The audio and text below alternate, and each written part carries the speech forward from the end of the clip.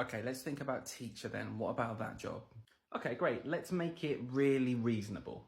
Yeah, let's say 1,265 hours a year. Wow, that's generous. That's like 32 hours a week. Yeah, but obviously we'll expect way more than that.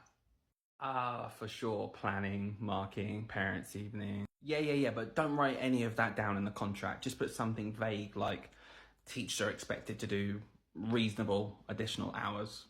Perfect. So choir, reasonable hours, replying to emails in the evening, covered by the additional bit, replanning the entire curriculum and changing the font just because we fancy it.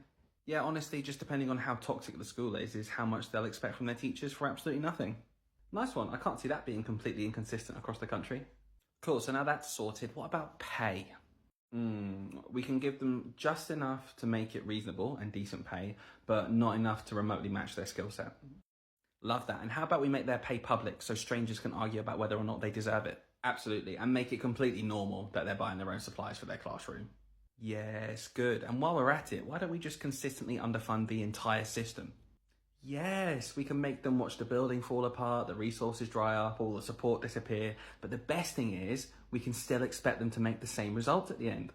And then, when they inevitably go on strike because of those conditions and the way that we treated their profession, we can just gaslight them and the public into thinking it's them who don't care about the kids, even though we're the ones not funding it properly.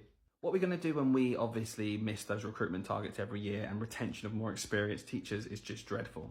No. We'll just ignore all that and make some cringe advert with a teacher on a stool putting up a display whilst they're smiling. Yeah, something like every lesson shapes a life underneath a picture of a child at a Bunsen burner that they can't afford to turn on. Exactly. Can't really see much wrong with that.